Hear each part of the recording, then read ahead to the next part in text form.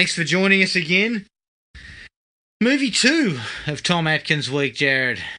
This is more Atkins. This is a lot more Atkins than the previous film. I mean, the previous film, he was 85 years old. He was probably phoning it in. But he still gave us 3 mustaches for that performance. This is 1988's Maniac Cop, right in the fucking sweet spot of the Atkins period. What, from 81 through 89? That's Atkins at his finest. Yeah. The Fog, Halloween 3, Night of the Creeps, Maniac Cop, all in that period. So peak Atkins. All right, we're going to skip everything else. So we're going to take a break right now. Here's the trailer for 1988's Maniac Cop. There's someone out there. No one knows his name. No one knows his face. Oh, no. But now, the most terrifying man in the city Officer! Oh, thank God it's you. carries a badge. The head was unstable and there was a deceleration injury, as in your old hanging. You really think a cop did this? Why not? You automatically assume that it was a police officer instead of some lunatic dressed up like a cop. Vice squad. He'll kill again. He enjoys killing. He strikes without cause, without mercy. He may be getting information from inside the department. That means he is one of us. You see a cop, you crossed to the other side of the street. You're not gonna get me. Anybody who wants to shoot a cop nowadays got one hell of an excuse. Since when is my personal life any of your business? Since your wife was found dead in the motel room. You gotta be wrong. You want to see the pretty picture?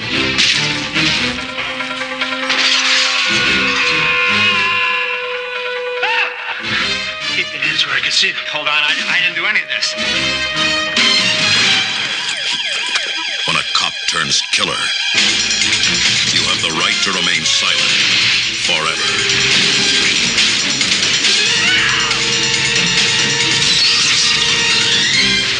Maniac Cop.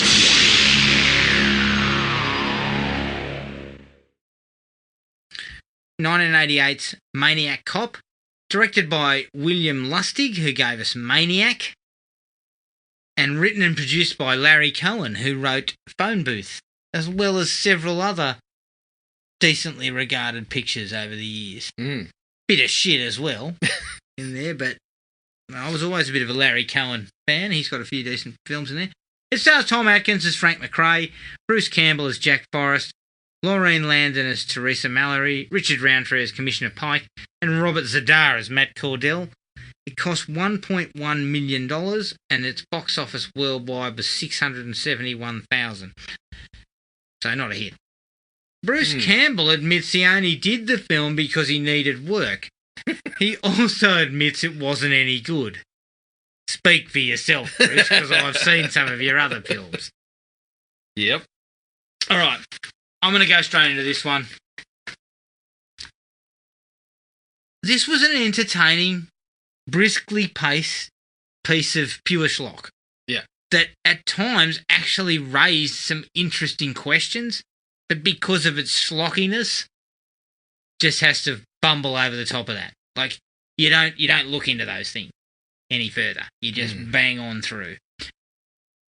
It does descend into some pretty silly shit by the end, but it's a decent little time waster for me, with a solid cast of genre actors, and it's worth a look in anyone's book. So for me, I'm giving it 3 out of 5. As far as mustaches go, I'm going with 5 bristling mows. Ooh, 5. It is, yeah, it's at his most bristliness. Is Mr. Atkins. He's at his peak here. Right. Yes. Okay. Well, yeah, I'm with you on 3 stars. Essentially, for me, if you are handing over your hard-earned to see a movie called Maniac Cop, you get what you pay for in this particular instance. There is nothing more than that. It's a cop and he's a maniac. That's what we came in for, and that's what we got. So, I actually think it's quite well directed in certain instances, especially when the cop is going through his kills. There's a couple of really good ones where the direction is kind of ramps the tension up a little bit. You know, you spoke about specific shots that we'll get into in those scenes where I felt the direction was pretty good. It possibly doesn't sustain all the way through. What probably should be one of the more exciting pieces when we kind of ended all starting in the police precinct building there, it kind of peters out a little bit, and then it sort of steams towards the ending. But prior to that, I really enjoyed it. In terms of mustaches, I'm going to go for four bristling mows.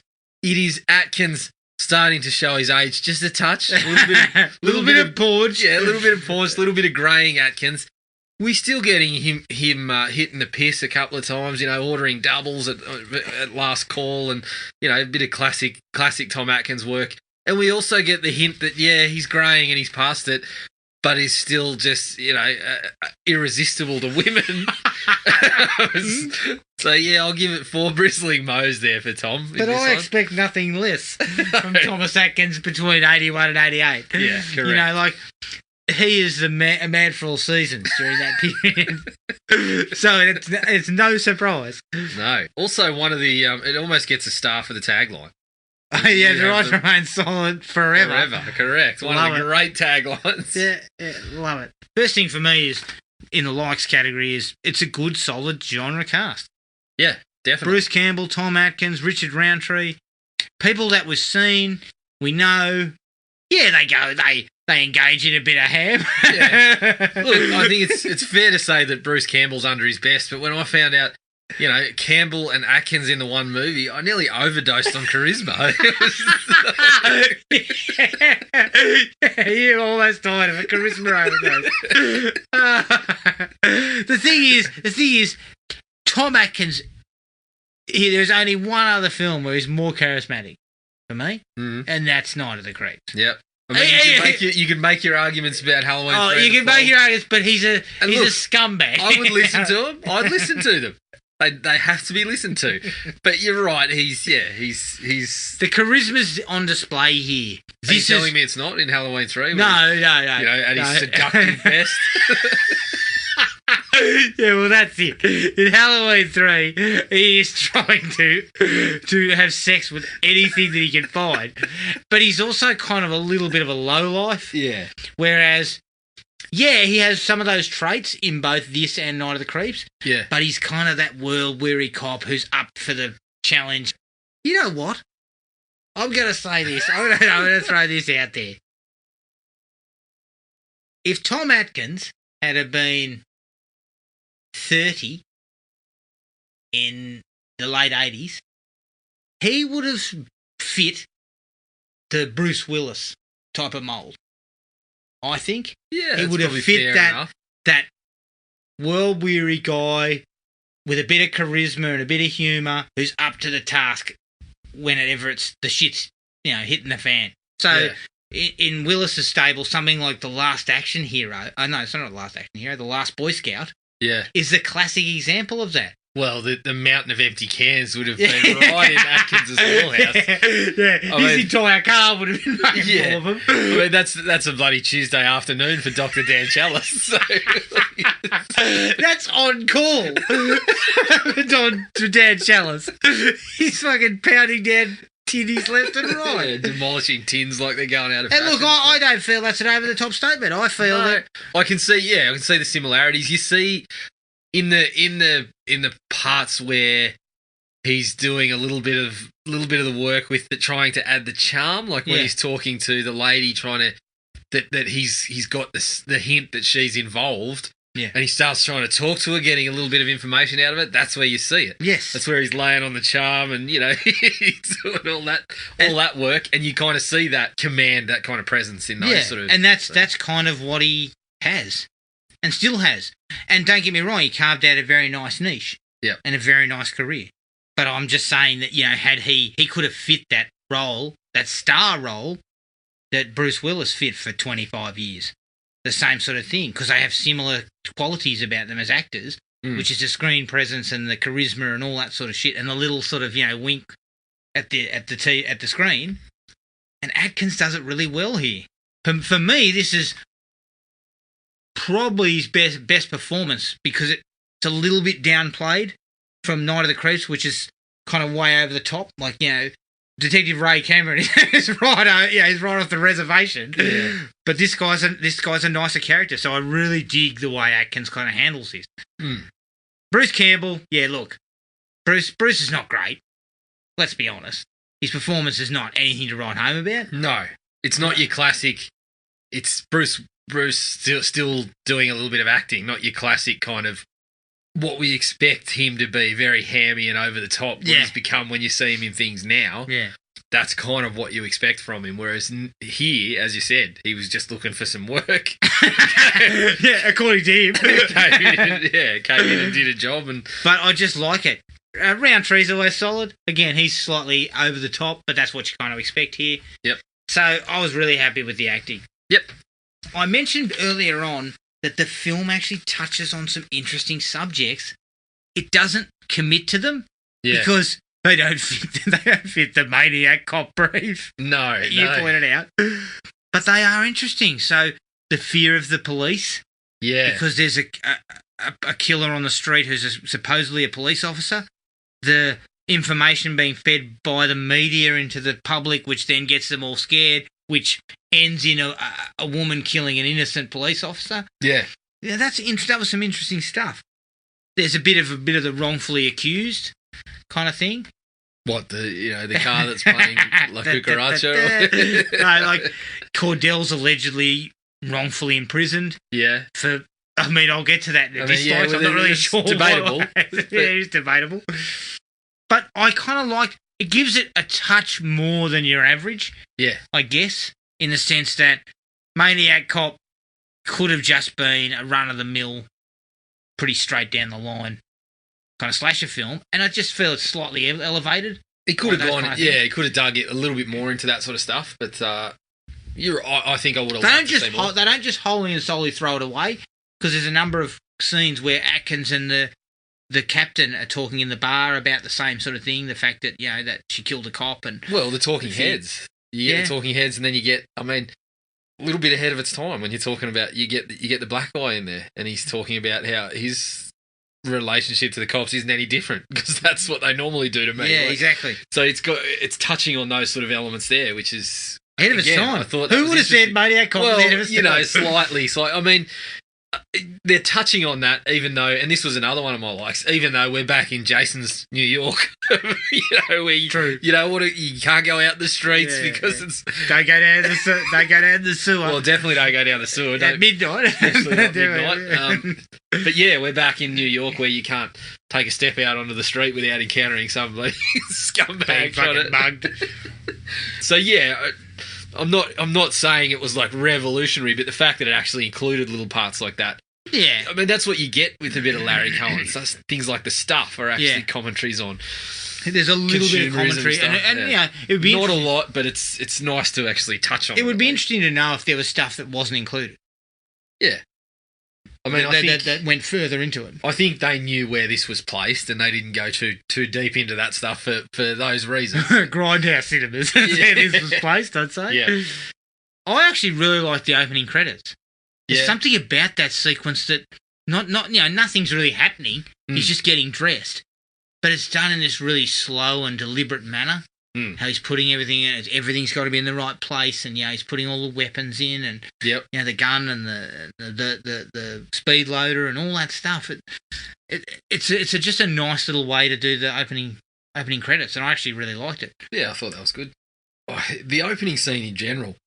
If you didn't, we knew what the movie was about. We walked into a movie called Maniac Cop, and we were very quickly delivered a Maniac Cop. So, but if you didn't know if you just flicked this over, that opening scene would have been really shocking and kind of... It would have been an eye-opener. It would have been an eye-opener. So, I really like that. And you kind of, mentioned the way that it was shot about the lady running up to him saying, "Officer, officer." And he's just bathed in shadow, and he's just standing there, and for a few seconds he doesn't do anything, he doesn't move, Yeah. and then he just picks her up and breaks her neck. I dug that. And I felt the score in those parts it was pretty standard, but it all worked pretty well with, as I said, some nifty direction to kind of wring a little bit out of those scenes. For some reason, I just found the coroner rather amusing. Oh, yeah. He talks with his hands a lot, and he's got kind of like a mullet. He's got a mullet but sort it's of got set like up. a flat top. It's all sort of combed down onto the top of his forehead. Yeah. I don't know what he was doing. He talks about things with his hands, and he's all sort of talking it at length about what happened to her. Yeah. I thought that was a really kind of interesting. It's kind of like one of those things where you get this character tick. You throw this character in, and it's different. Yep. Really like the sequence where he beckons the guy out of the car. He knocks on the car window. Yeah, that was kind of cool, actually. Beckons him out. And that sort of, it plays into the idea that if you're pulled over and it's a cop, you're going to get out. You're just going to hop out. That's right. You're going to do what you're being told to do. Yes. And the fear in that is he's a killer. Yeah, you're placing your trust in something. Yeah. And if that is not the case, and, you know, yeah. I dig the baton with the knife blade in it too. You like that? Yeah, I dig it. That's like something out of Batman. Or, you know, it was Penguin cool. would have that. It was cool. It was actually cool. I loved when, as you mentioned, Richard Roundtree just bulldozing his way into a conversation like about a panicked rhino. Tom Atkins PTSD. And then he goes, you know, you don't smile very much. And then Atkins kind of rings out this grin. It is champagne Atkins. He just looks at him with this uncomfortable kind of show on his top teeth for a couple of I seconds. just love the way he couches it too. Didn't you try and blow your brains out a couple of years ago? Yeah. Really sort of tiptoeing around the sensitive issues there. Yeah. Fuck. Some tact, mate. Yeah. It's called tact. That's correct. Just you know, ease up a touch. I tell you what, I got an absolute giggle out of the bloke who's been concreted face down into the fucking pavement. Yeah. And it cuts to a couple of blokes jackhammering him out. Jackhammers. I love that one. And I mean, the pace of it early on. I mean, in 15 minutes, we've got 3 instances of the Maniac Cop going to town. That one being my favourite. As you said, it's kind of, you see him doing it, and then you see them doing it like, you know, a couple of centimetres away from his head that he's now fucking concreted to the pavement. That was excellent stuff. I loved it. I loved it. What I love about Tommy Atkins, and look, I say this with the greatest amount of love. He had a bit of a paunch going on. He look, he's not an ugly man, right? Like people would say, oh, head like a robber's dog. He didn't have that sort of thing going on. It was more like a shoplifter's dog. That's harsh. But Tommy Atkins is such a charismatic actor that there's a sequence where he meets the reporter. Yeah. He is 25 years her senior. No doubt about it. He's wearing a rumpled jacket. He looks like shit. Smelling like the bottom of a bottle of Jack. Yeah. It's like he's fucking bathed in some Jack Daniels prior. And yet she is madly attracted to the bloke. Yep. I love it. I mean, we get the insinuation that he has to let it down easy and just say, no. Yeah, not not what I'm tonight. here for. Not tonight, love. Yeah. Can't do it. Can't do it tonight. I'm busy. But I'll come and see you tomorrow. Look, I'm working. If the case wasn't as interesting, this is what I love about it. You know? Yeah, if it was a standard bloke concreted to the pavement. Standard bloke concreted to the pavement case. Yeah. I'd be over to your place, no doubt. But this is a pavement face with a couple of questions that I need to answer. So it's definitely not your standard head in the pavement gig.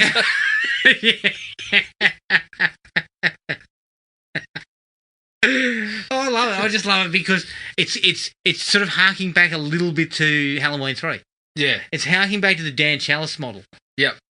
which is a bristling mustache, a six-pack of beer, and a shirt open to the fucking navel. Well, that's right. And I mean, we get a couple of scenes of him hitting the piss here. He's like, there's a couple of scenes with him drinking with the other cops. There's a scene where he rescues Mallory and does, that's her name, isn't it, Mallory? Yeah. He The female cop. well, she kind of rescues herself, but he's there, and takes her into the bar to kind of lay out the details. Immediately gets a drink delivered and says, "Run me a tab." Continues the dialogue. They come back 30 seconds later and say, "Last call." Yeah, doubles. Yeah. We'll have doubles. Punch that out. I mean, if he's not in the sack with a beautiful woman, he's drinking. Yeah, exactly. But that's why you give the guy 5 mustaches. That is 5 mustache-worthy That's work. why I gave him a 4, because he knocked back the opportunity to be in the sack with it. Yeah, you'd definitely give him a 5 if he'd have laid that out. Well, that's the Tom Atkins checklist, isn't it? Yeah. Alcohol, yes. A dalliance, yes. With a woman that's probably out of his league, Yeah. yes. Is she out of my league? But who? But who's in Tom Atkins' league? Because let's be honest, everybody. No. Seemingly. No. He's a cut above. Right? That's why he can turn that kind of lady down. That's why he can just say told us he's got a head like a No, rabid dog. I guess maybe head like a shoplifter's dog. I guess okay, maybe it's not a shoplifter. Maybe it's a juvenile offender. Juvenile offender. So he's got a head like a juvenile delinquent's dog, but he's still... No. I was probably being a bit out. What I mean is, he's got that weathered type of look. I would describe it like this: he's got an everyman quality, but every man knows they're not Tom Atkins. They're no match for Tom Atkins. He's got that world weariness about him. He always looks rumpled and kind of, not quite. Kind of like he slept in his clothes, I guess is the word I'm looking for. Yeah. But yet he's always very alluring to the chicks. Yeah. And maybe it's the cologne. Maybe he's using the Old Spice. He's busting out the Old Spice. Old Spice. or the Jack. Maybe he's using Sex Panther. Possibly. The woman shooting the real life cop. The cop who's not the Maniac Cop. Yeah. Which was, it was a little bit telegraphed, but you knew, you kind of saw it coming. But it was a good way to, once again, solidify that angle of Yeah. the fear in the community of the police. And I kind of wish they had gone a little bit further with it. Like, that, just a little bit, kind of explored a touch that they, they're trying to solve this issue against that kind of backdrop for a little bit, but they didn't. Yeah. They didn't go too far down that. I route. also kind of felt that Cordell's sort of reasoning behind him is extracting vengeance type of thing. It was kind of okay, the whole idea that he was accused, put in prison, then he was attacked and cut up. Down the line, but the powers that be had put him in did there. him wrong, and he's seeking revenge. Yeah. That's all we needed. It's all down the line, simple, as a movie like Maniac Cop will give you. Correct. I've got a little like around. This was more something that I was laughing at, and again showing that we're not all in Tom Atkins' kind of, not all at his level. Bruce Campbell's taking his affairs to a joint called the Budget Inn to close the deal. Let me tell you something. Tom Atkins would not be seen dead in the Budget Inn if he's going to close that deal. Anywhere near No, he's going 4 stars minimum. That's why Atkins is in the in the street clothes and Campbell's still rocking the uniform. But even if a rumpled, bleary-eyed Atkins walked into the Hilton, he gets it. He says, "Run me a tab." They say, right. "Yep, here you go, up to a suite." Yeah. So Bruce got lessons to learn. He got lessons to learn. He unfortunately does not get enough time with Tom to sort of let it rub off. No, that's right. I would have liked to see them kind of partner up, by the end of the film. I would have loved it. I actually did like him cutting a swath through the police station. The scene started great. It feels like a slasher movie. Well, it's almost like very much a slasher movie. I liked where they were discovering the bloody trail of destruction, basically. But I just felt like it kind of lost a little bit of steam. It didn't feel like it was as good as when they were walking out discovering what had just happened. It didn't that was the peak of it. Yeah, it didn't go far. It didn't continue on and ramp up even further. Yeah. The showdown in there was actually a little bit average. That's actually where I thought it was pretty exciting stuff, but that's I where liked it, Atkins gets chucked out the window too. So not the good movie enough. loses a little bit of steam. Yeah. See, I think me, maybe they should have stuck with Atkins as a hero. Well, that's what I would have done. Oh, yeah, I would have liked him to hang around, but also it felt like that's where the it veered more into slasher, which would have been cool.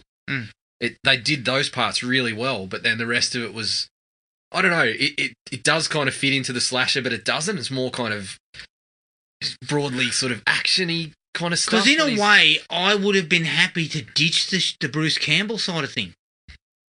I liked that. I did actually like the especially the intro of it, where the affair comes out and that sort of stuff, and it puts him in the firing line. I was okay with that, but I just sort of liked this, as you said, the slashery sort of elements when they were coming out of that scene.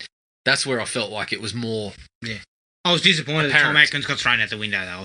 I'm not going to say. I was upset. I was fucking dirty on that, because I forgot that he died at that point in the film. Like, I thought Atkins was in it the whole way. Yeah. So, when he got chucked out the window, I was thoroughly not happy. I wasn't not happy.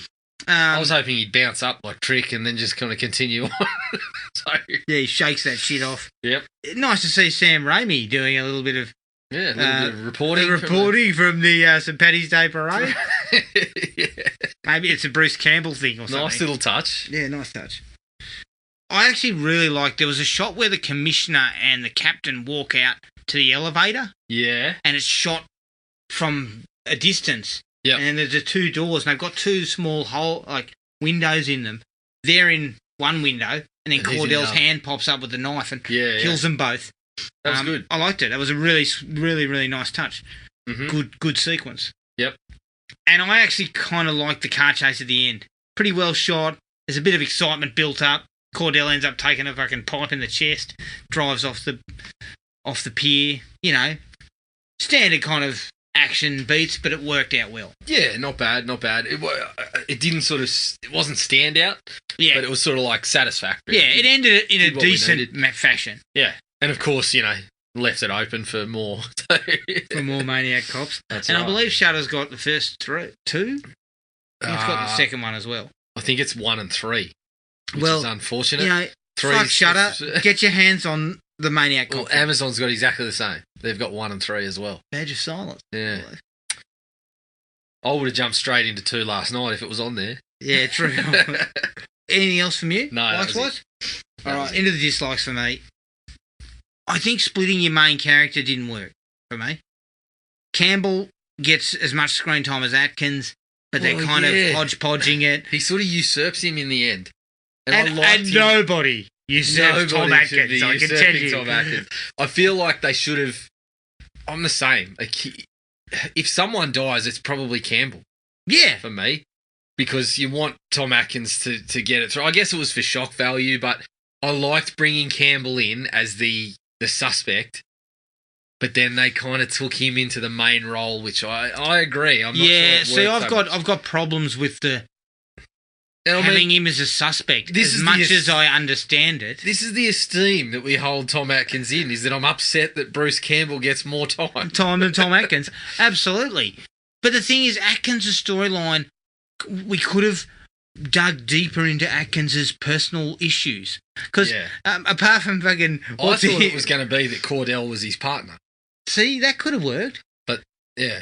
See, that could have been another sideline to it, is Atkins had to bring Cordell down. Or something like that. Atkins was the one who arrested him. Or something, yeah. Do you know what I mean? I just, I think...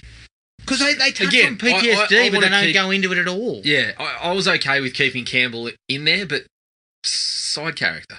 Don't have him finish it off. Maybe they didn't trust Atkins to be hanging off the side of that we wouldn't buy that Tom Atkins could be hanging off the side of that truck at the end. How dare you? Oh, yeah. How dare you? I still trust him now. Yeah. So I could have copped it then. I mean, he was in his 50s. Yeah.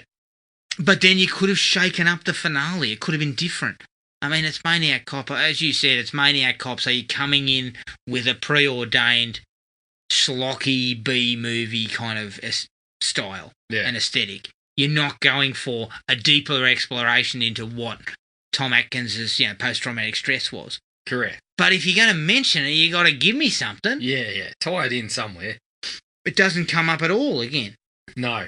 And that's what I mean about those interesting ideas. Yeah. They are sort of fleetingly put up in the air. Yeah. And then just dropped. Yeah. Like, we're not interested in that anymore. Yeah, we're not going to follow through on that. And again, I get the feeling that maybe Cohen's script may have had more of that, but when you put your heads together and you say, well, the movie's called Maniac Cop and we're going to sell it to a specific audience, you jettison that. And you just go down the route of by the numbers. Yeah.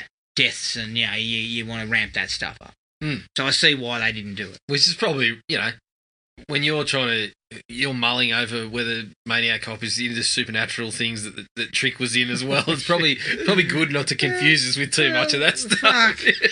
At least I didn't go down that route. I mean, God. Yeah. This was sort of, it's not necessarily a dislike, it was, at portions it was. I think Captain Riley was also a Maniac Cop. I mean, he certainly sounded like he one. was a creepy bastard himself. Yeah. I was thinking, Jesus. Yeah, like talking like this the whole time. We've got a number of Maniac Cops on the loose at the moment. And I don't know about you, if I'm Tom Atkins and he starts talking, I'm going, it's him. Yeah. He's definitely the Maniac Cop. Right. So, yeah. Plus, he gets an inordinate amount of screen time for a character that really doesn't play much into things. His entire purpose is just to point the finger at Bruce Campbell, isn't it? So, and direct Tom Atkins that way too. So the whole thing too was that Atkins was immediately saying it's a cop, it's not this guy. We know it's not him. Whereas, I don't know, throwing in that. See, and this comes to my biggest dislike. Mm-hmm. You can't really use the wrong man accused when your Maniac Cop looks like a fucking wrestler at 6'5". Yeah. Got a jaw the size of fucking two of Bruce Campbell's. Yep. It doesn't work. Like, you can't say, well, we're going to throw a suspect into the mix. Yeah. Because they've got witnesses. Yeah. Who are dwarfed by this man. Campbell's not a suspect. No. Because the witnesses say the guy was 6'5". Built like a tank. Even Bruce Campbell's legendary chin does not stand up to Robert Z'Dar's. No, Z'Dar's got like 3 chins. So you run this idea that it's a possible mystery, but from the moment you show the Maniac Cop, he's a hulking huge beast. Whereas it would have been better to perhaps play down his size and use shots from the back and darkness and things like that it's a cop, but an average size cop, and then you pull Campbell in on the death of his wife. And it is a potential whodunit. Yeah. I mean, I can see, you're probably right. I think that angle of Campbell being pulled in because of his wife's death and holding onto the clippings and the phone calls and stuff, like, it's, she's been set up. So that sort of works because, we get the sense that the female kind of admin sort of officer is directing it that way. Yeah. But as you said, it falls completely apart because we're supposed to believe that the Maniac Cop is a fucking giant, which he is. See, and not having, like, you could still have had Matt Cordell as the killer. Yeah. But he's not a huge, hulking maniac that we can tell is totally different to anyone else we've ever seen. Whereas it could have been a twist on, Captain, what's his Cordell? Yeah, I think, look... Again, that's probably going too far into a different type of film. It's a hard one, and maybe we'll see more of that in the bloody Maniac Cop TV show that they're working on. What? The bloody, what's his name? Isn't it the guy that did Drive or whatever is doing? Nicholas. Yeah, I think it's him working on a Maniac Cop TV series. Wow, really? But for this type of movie, as we spoke about, it kind of, you do sort of want this hulking kind of monstrosity that they're trying to to give you from early on. That works in those particular scenes. Yeah, I guess you got to pick what you want to be. Yeah, and this is B movie schlock. mixed with slasher. Yeah, correct. Whereas if you're going down the route of a whodunit and this type of stuff, you are looking more at a thriller. Yeah. So, I don't know. I think in this TV series, it seems like it's going to be HBO, so they might make it more, and this sounds ridiculous to say, but they may make Maniac Cop more grounded. Okay. No, I'll just stop there. I don't know. Maniac Cop's been grounded. Excellent. The main female cop is terrible. Not happy with her the performance is pretty bad. Yeah. I thought she was all right. No, look, she didn't work for me. It's not. I don't know. It's not really. It's not really a bloody. It's not a meaty part. It's not the actor's masterclass or anything like that. No, it's not inside the actor's studio. We're not talking to her later about it, but I guess it didn't. She just felt a little bit over the top. There was no need for her. To me, she is just the foil for the affair. Campbell's your second tier guy. Like he's you got Atkins up here, then you go down to Campbell. Yeah. Campbell's the whodunit angle. Okay, you still want to use the Maniac Cop? He's 500 feet tall and rips people's heads off? Fine. But you still only need Campbell. I did sort of appreciate that she was around though, like that they were sort of working together. They both kind of needed each other to get through particular situations. Like he's locked up, so they do need, they work around not having to have Tom Atkins show up and it could be had that's where we could have got more Atkins. His bloody bromance. His association with Campbell.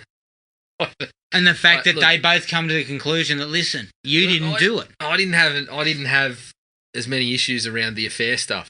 And I mean, I want more Atkins. But simple. She's crucial to him finding out about the other. Okay, a better actress. And I mean, yeah, I don't. Okay, yeah, I'll give you that. Better actress would probably cut it. Fair enough. I'll give you. I mean, she wasn't awful. But she was just kind of there. She didn't really. There's nothing memorable about her performance, and nothing that she really brings to the table. Greatly, it's actually probably like I know I've ragged on her, but Zadar's probably the worst. His performance is really stiff. He makes a lot of really stiff movements. Like when he hits somebody, it's really sort of stiffly done, and then he constantly near the end, when we finally start seeing him. He keeps making this face, like this weird face where he clenches his teeth and goes... his teeth like he's wearing a grill or something. And it's kind of not necessary. Like, it doesn't bring any menace to the character.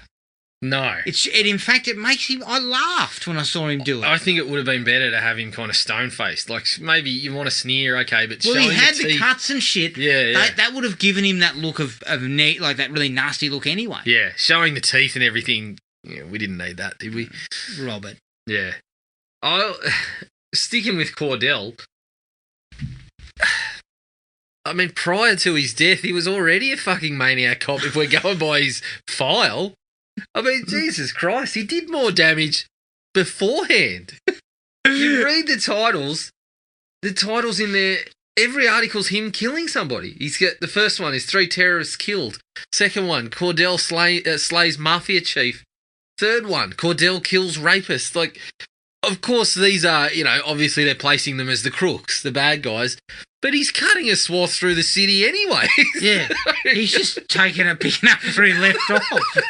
And as you said, they alternate. Even that one character is sort of alternating between, oh yeah, Cordell's legendary, and then he goes, he was always shoot first, ask questions later. Yeah, and it's like the bureaucrats locked him up. No, he got locked up because he's a murderer. Yeah, the bureaucrats protected the bloody citizens. Yeah, exactly. I think. See, that's the thing. It didn't go deep enough into why he had been locked up. Yeah, it sort of insinuated that the bureaucrats locked him up, but for what? I feel like that's where we can get over the top, right? We find out that it was one of those two that we get introduced to as sort of running the cops, that they were involved, or that, as you said, Atkins was his partner or something. Well, the classic is Cordell stumbled across fucking corruption. Yeah. And they sent him out, put him up inside.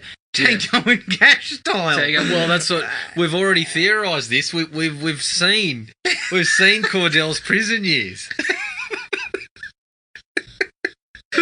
That's. I mean, can we get the supercut of Cordell in prison, Tango and Cash? Or Yeah. Look, for everyone who doesn't understand what we're talking about, Robert Sedar was also in Tango and Cash, and of course he was in prison with Stallone and Russell. And yeah, look, he's still doing his Matt Cordell impression. That's while right. He's in there. He's still a maniac. He's in there going, "Bring him to me." Explain why he was locked up. Like, if he was locked up because he shot a lot of people that he shouldn't have, then explain that. Yeah. These 3 people you shot and claimed were terrorists didn't get a chance to put together a defence. When I see someone stabbing someone in the park, I shoot the bastard. That's my policy. I have 5 actors. It was a Shakespeare in the Park play. Yeah. You know, the problem is they keep insinuating that the brass put him in there, Yes. but give no real evidence or reasoning or anything. And Whereas paint the to me- vivid picture that he was a loose cannon anyway. Because to me, it wouldn't have changed the schlockiness of Maniac Cop No, if I you don't just think it would. explain that Cordell stumbled. Word on the street was Cordell stumbled across fucking. Even if the commissioner, when he was a detective, doing something fucking dicey. Yeah. And that's why they stitched him up. And then they had him killed because he wouldn't stop talking. You know, like, that's simple shit. That fits the B-grade schlock angle. Well, it's run of the mill, but so is a lot of other stuff in the movie. So it was done stylishly, and as we said, directed pretty well. So I think you take something like that and it works. It's like the coroner at the prison that says he wasn't dead, and they find that out. That was pretty standard. But again, the coroner was okay. His acting performance was pretty solid to deliver what you required. Yeah. And, you know, he gets fired up and starts drinking and he's, you know, I where's love that. Where's Tom Atkins when you need him? I need to finish this decanter. Yeah, if you were really McRae, you'd be having one with me. Get the heck out of my office. Yeah, if you were really McRae, I wouldn't have got a glass of this. He would have just slugged it down. So, yeah, I think it's... a little bit more work, a little bit more effort in that angle would have at least told us why Cordell was more pissed off. I said I liked the fact that he'd been locked up and he was wrongfully accused as a legitimate revenge reason. Yeah. But it doesn't fully flesh it out because it doesn't actually say what he did to get in there. And exactly. judging by what we're hearing from Tom Atkins and a number of newspaper outlets, he was a fucking loose unit. I was going to say, pick any one of those first couple of articles and it could have been any of those. Cordell shoots... shot the wrong bloke. Cordell says, I wasn't aiming at him. Cordell shoots 4, meant to shoot 3. Yeah. Something like that. Meant to shoot 3, one was an innocent bystander. Yeah, exactly. By article number 2, we could cop, okay, a stray bullet, put him in prison. I think the only other thing that I didn't really like, and this is where I've got an issue with the Bruce Campbell being in the crosshairs. There doesn't seem to be a reason that McRae couldn't have let somebody in on his theory beforehand. When he says the message and he doesn't mention names, you're kind of thinking, okay, well, he might want to keep it to himself rather than broadcasting it over, putting it on someone's answering machine where anyone can hear it. But he's already been seen sitting at the bar, swilling piss with Captain Ripley. Yeah. You're telling me that the lips didn't loosen up a little bit after his fucking fifth double? Well, let's be honest. Half an hour later, he was up on the bar with his fucking strides down. So you can guarantee he told the whole bar what his bloody plan was. Yeah, I think so. That's right. No, but you know what though? Ripley, before I put my pants back on, I think it might be Cordell. I think he might have survived. But again, that plays back into corruption. Yeah. He doesn't trust anybody else, especially at the higher brass, because he knows what he's hearing that Cordell was put into prison over this type of stuff. Yeah. it plays in nicely, and it still plays into the schlock and B greatness of the film. So I'm actually I'm actually a little bit disappointed in Larry Cohen there. If that stuff wasn't perhaps already in there and then taken out to speed things up. Yeah. But it just feels like a missed opportunity, like a really easy missed opportunity. Yeah. I think that's fair. Not knocking Larry Cohen because he fucking knows more about script writing than we do. Yeah, he's fucking forgotten more about screenwriting than we would know, but, we'll just take the opportunity to tell him how to do it anyway. Yeah, oh, shit, yeah. Yeah, don't worry, Larry, we'll tell you how to get it done. Yeah. The last thing I had was Cordell's living off the grid in an abandoned dock, yet he somehow keeps an extremely well-pressed cop uniform. I know. He and always looks 100% solid. He appeared to be getting dressed in a room of some sort with some standard sort of white walls. But when we see him, he's sleeping in his uniform on a crate. So, a little bit of inconsistency there. Exactly. How's he pressing it? I don't know. I mean, he would have smelled like fucking fish. Like, you'd have smelled him a mile away. Like, he knocks on your car window and you're like, oh, God, should I actually get out? You wind it down and then go, wind it back up again. Like... Yeah, that was my last dislike. It Yep. just seems strange that he seemed to be looking very, very well presented. Yeah. Can we just get back to a topic that we talked about before we got in here? Talking about Larry Cohen and screenwriting and sort of, we're telling him how to do it. But is it true that you didn't pick up on the fact that Cordell was in a relationship with the Yes, lady? I did not. I thought that he was his mother. I think it's because she was older and the idea was his stuff was years ago. Yeah. And of course I didn't pick it up. Plus, on top of that, the lady playing Cordell's girlfriend, mother, wife, whatever, acquaintance, is Cosmo Kramer's mother in Seinfeld. In my personal favourite episode about the roommate switch. So I kept, every time I saw her, all I could think of was that episode of Seinfeld.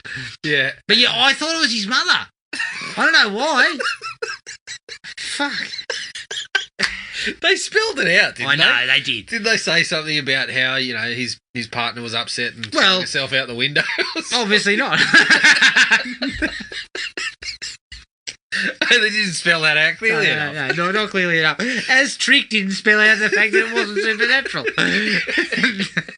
Yeah, they should have gone to those lengths early. Exactly. Stop the mind wandering. Did you have anything else? No, that was everything, No. I think. All right, that's Maniac Cop. Peak Tom Atkins. Yeah. We loved him. Mustaches were bristling all the way through that. You can find us on Podomatic, iTunes and Spotify. Send us an email at thrillme@ionet.net.au. We're on Facebook at Thrill Me Podcast Australia and at Podomatic at thrillme.podomatic.com. Please rate and review us if you can. We're also on Instagram at Thrill Me Podcast AU. Our next episode, again, a little less of Tom, I believe, in the next one, but nevertheless a classic. Creepshow. Looking forward to it. Very much looking forward to it. But until then, take it easy, and we'll catch up with everyone later. Cheers. Find the podcast at Podomatic or on iTunes. Don't forget to rate and review.